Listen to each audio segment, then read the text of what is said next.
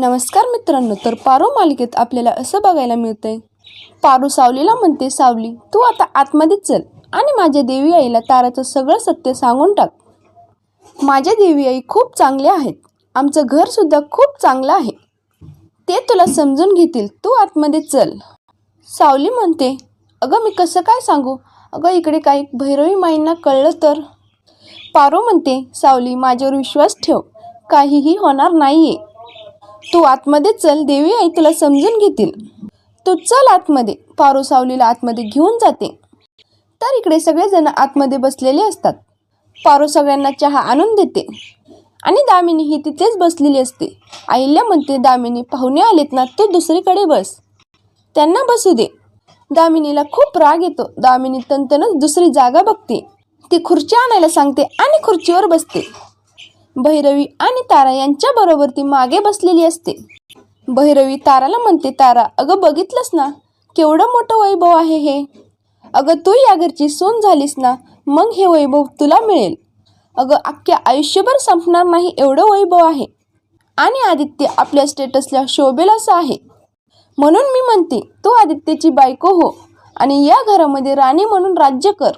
दामिनी हे सगळं ऐकते आणि दामिनीला कळतं, भैरवी तेवढीच हपापलेली आहे जेवढी मी आहे. तर इकडे सोहमला सगळं काही सहन होत नाही. तो नाटक करतो आणि फोन आलाय म्हणून बाहेर निघून जातो. पारू सगळ्यांना चहा देते. अहिल्या म्हणते, पारू सोहम बाहेर बसलाय, त्याला पण चहा दे. पारू सोहमला चहा द्यायला येते. सोहम चहाला नाही म्हणतो. पारू विचारते, काय झालंय, तुम्हाला कसं तरी होतंय का, वाईट वाटतंय का. सोहम म्हणतो, नाही, पण असं का विचारतेस तू. पारू म्हणते, अहो सर, तुम्ही हा चहा घ्या, तुम्हाला नक्कीच बरं वाटेल. सोहम म्हणतो, नाही, मला आता कशानेच बरं वाटणार नाही. तेवढ्यात तिथे प्रीतम येतो आणि पारू विचारते, यांना काय झाले. तेव्हा प्रीतम म्हणतो, अगं पारू, जर आपलं प्रेम आपल्यापासून दुरावत असेल ना, जर चहा घ्या नाही तर काही घ्या, आपल्याला बरं वाटत नाही. पारू म्हणते, म्हणजे कोणाचं प्रेम, काय बोलताय तुम्ही. प्रीतम म्हणतो, अगं सोहमचं प्रेम आपलं घर हिरावून घेते. पारू विचारते, म्हणजे यांचं प्रेम तारा मॅडमवर. प्रीतम म्हणतो, हो, माझ्या सोहमचं प्रेम तारावरती आहे आणि आपलं घर त्याला लांब करतंय.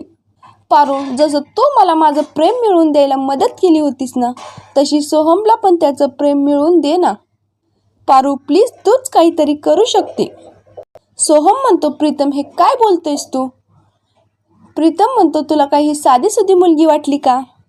ही साधी मुलगी नाही, ही जादूगर आहे, जादूगर. आणि सोहम, तू जरा विचार कर रे, आता जर तारा आणि दादाचं लग्न झालं तर उद्या दादाला हे कळेल आणि तो स्वतःला कधीच माफ करू शकणार नाही. म्हणून विश्वास ठेव, हे लग्न मोडण्यातच तुझी भलाई आहे. पारू म्हणते, म्हणजे हे लग्न होऊ नये असं तुम्हाला वाटतंय का. प्रीतम म्हणतो, हो पारू, प्लीज पारू, या दोघांचं लग्न मोड. पारू, आता तूच काहीतरी करू शकतेस. पारू म्हणते, हो, आता हे लग्न होणार नाही. प्रीतम म्हणतो, बस पारू, आता तू म्हणाली आहे ना, आता हे लग्न काही केल्या होणार नाही. प्रीतम खुश होऊन जातो आणि तो सोहमला मिठी मारतो. पारू हे लग्न मोडायला आतमध्ये निघून जाते. तर आतमध्ये भैरवी ताराचं सगळ्यांसमोर खूप कौतुक करत असते. तारा किती छान गाते, तारा किती कार्यक्रम करते, हे सगळं सांगत असते. अहिल्याला तारा पसंत पडते. दामिनी त्या दोघांना विचारते, तारा आणि आदित्यला, तुम्ही सांगा, मुलगा मुलगी एकमेकांना पसंत आहेत का. तारा म्हणते, हो, मला आदित्य पसंत आहे. तर आदित्यला विचारल्यावर आदित्य म्हणतो, मी आईच्या शब्दाबाहेर नाहीये, ती जसं म्हणेल तसं. मुलगा मुलगी यांची पसंती होते. तर इकडे पारू किचनमध्ये असते. सावली ही तिथे आलेली असते. पारू सावलीला चहा देते आणि सावली विचारते, पारू बाहेर काय चालू आहे. पारू म्हणते, जे घडायचं नव्हतं तेच घडतंय. नवरा नवरी यांची पसंती समजली आहे. सगळेजण खुश आहेत, आनंदात आहेत. सावली विचारते, पारू तू आनंदात आहेस का ग. पारू म्हणते, माझ्या आनंदाचं काय, मी आनंदातच आहे, बघ माझ्या डोळ्यात. तेव्हा सावली म्हणते, नाही ग पारू, तू या घरची सून आहेस आणि तो तुला मान मिळायलाच पाहिजे, तू या घरची सून व्हायलाच पाहिजे. आदित्य तुझा नवरा आहे ग पारू, तू अशी नाही म्हणू नकोस. आदित्य सरांमध्ये जे काही झालंय ना, ते मी देवाचा एक सुंदर योगायोग म्हणून विसरून जाईल, पण आदित्य सरांचं लग्न व्हावं एवढीच इच्छा आहे. मला कधीच असं वाटलं नव्हतं की मी आदित्य सरांची बायको म्हणून या घरात राहावं. मी इकडे आले होते ते माझ्या बाची देवी आईची सेवा करायला आणि तेवढंच मी करणार आहे, बाकी काही मला माहिती नाही. सावली म्हणते पारू हे सगळं माझ्यामुळे होतंय ना. अगं मी इकडे सत्य सांगू शकत नाही म्हणून तारा मॅडमचं लग्न होतंय ना. पारू म्हणते नाही ग सावली, तू स्वतःला दोष देऊ नको, यात तुझी काहीच चूक नाहीये. जे होतंय ते देवामुळे होतंय, सोडून दे आता सगळं. सावली मनात विचार करते आणि ती ठरवते आता काही झालं तरी अहिल्याला सगळं सत्य सांगायचंच आणि हे ठरलेलं लग्न मोडायचं. तर इकडे सगळ्यांची पसंती होते. अहिल्या म्हणते प्रिया तू जा आतमध्ये आणि मिठाई घेऊन ये. तिलोत्तमा म्हणते हिने काळ्या रंगाची साडी नेसली, मला अशा शुभ प्रसंगी अशुभ रंग नकोय ग. अहिल्या म्हणते ठीक आहे तू नको जाऊ प्रिया, मी जाते, मी मिठाई घेऊन येते आणि सगळ्यांना मिठाई देते. अहिल्या आतमध्ये जाते आणि सगळ्यांसाठी मिठाई घेत असते. अहिल्याला किचन मध्ये पारू दिसते. ती पारूकडून मिठाई घेते आणि निघत असते. अहिल्या विचारते पारू तुला हे लग्न मान्य आहे ना. तेवढ्यात सावली पुढे येते आणि ती म्हणते हे लग्न करू नका, हे लग्न मोडा. अहिल्या विचारते म्हणजे तुला काय बोलायचंय. सावली अहिल्याला सगळं सांगायला लागते. तर अहिल्या सावलीशी बोलते आणि ती बाहेर येते. बाहेर तिलोत्तमाने तारा आदित्य यांना गप्पा मारायला बाहेर पाठवलं असतं. तारा आदित्यशी गप्पा मारत असते, तो काहीच बोलत नसतो, पण आदित्यला फक्त पारूच आठवत असते. पारू सोबत गावाला आपण काय काय मजा केली हे सगळं आठवत असतं. त्याचं ताराच्या बोलण्याकडे अजिबात लक्ष नसतं. तारा आदित्य दोघेही बाहेर जातात. तेव्हा अहिल्या हॉलमध्ये येते आणि ती विचारते तारा कुठे, बाहेर गेलीये का. तेवढ्यात तिथे तारा आणि आदित्य येतात. अहिल्या म्हणते तारा तुझ्या आईने एवढं कौतुक केलं, आता तू गायलाच हवं. अगं तू गा ना. अगं माझ्या श्रीकांतला सुद्धा हे गाणं खूप आवडतं. श्रीकांत अरे तू पेटी वाजव आणि तारा गाणं गाईल. भैरवी म्हणते मला एक फोन करायचाय, मी आले. भैरवी बाहेर जाते आणि ती सावलीला इकडे तिकडे शोधते, पण सावली कुठेच दिसत नाही. पारू सावली भैरवीला बघत असतात. पारू म्हणते सावली अगं बघितलंस ना, अगं फक्त तुलाच गरज नाहीये, या भैरवीला सुद्धा तुझी गरज आहे आणि तुझ्यापेक्षा जास्त त्यांना गरज आहे. आणि म्हणून आता स्वतःच्या अधिकारासाठी लढायचंयस तू आणि उभं राहायचंयस. भैरवी सावलीला सारखे सारखे फोन करते, पण सावलीचा फोन काही लागत नाही. भैरवी रागवते आणि आतमध्ये निघून जाते. तर इकडे ताराला सगळे म्हणत असतात तारा गाणं गा ना. तारा विचार करते आणि आता काय करायचं या विचारात ती असते. तेवढ्यात तिथे भैरवी येते आणि तारा चक्कर यायचं नाटक करते आणि खाली पडते.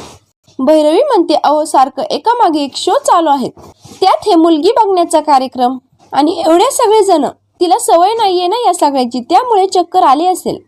अहिल्याला सावलीचं सगळं बोलणं आठवतं. सावली बरोबर आतापर्यंत काय झालंय आणि भैरवीने काय काय केलंय हे सगळं आठवतं.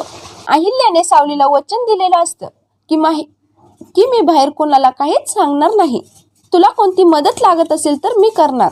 सावली म्हणते मला कोणत्याही प्रकारची मदत नकोय, मला फक्त तुम्ही एक सांगा, तुमचा जसा स्वाभिमान आहे तसा मी पण माझा स्वाभिमान जपणार आणि त्यासाठी मी सगळं काही करेन. माझ्या अडचणीतून मी मार्ग काढेल, फक्त मला वचन द्या, तुम्ही बाहेर कोणाला काहीच सांगणार नाही. अहिल्या सावलीला वचन देते आणि बाहेर येते. अहिल्या सगळ्यांना म्हणते माफ करा, पण हे लग्न होऊ शकत नाही. भैरवी भडकते आणि ती म्हणते अहो लग्न होऊ शकत नाही म्हणजे तुम्ही आमचा अपमान करताय. अहिल्या म्हणते मी यामागचं कारण नाही सांगू शकत, पण आता हे लग्न होणार नाही. भैरवी ताराला घेऊन निघून जाते. तिलोत्तमा म्हणते अहिल्या तू विचार करूनच निर्णय घेतला असशील.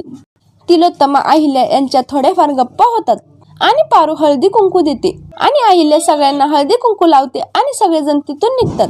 तर पारू सावलीला भेटायला येते. सावली म्हणते अगं पारू मी माझं सत्य कुणालाच सांगणार नाही, वेळ आल्यावर सगळं सांगेल, पण तुला तुझा त्रास कमी करून आदित्यशी लग्न करायचंय एवढं लक्षात ठेव.